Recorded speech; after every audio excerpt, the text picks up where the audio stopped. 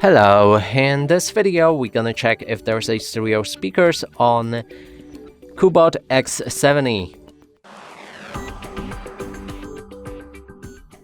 To do this, first we'll need to find all of the speakers on this device.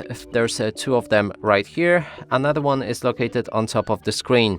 Now to determine if they are stereo speakers, we'll need to play some music, cover each of the speakers with our fingers. If the sound is coming from at least two sources, that's a stereo speaker. Let's try it out.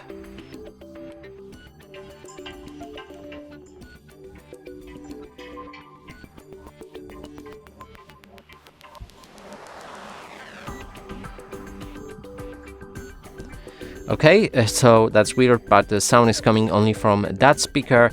There's no sound coming from this speaker here, and no sound coming from a phone call speaker, which would mean that this device doesn't have the stereo speakers, but I'm not sure actually, because this phone might as well be broken and the speaker doesn't work. You can try it yourself on your device.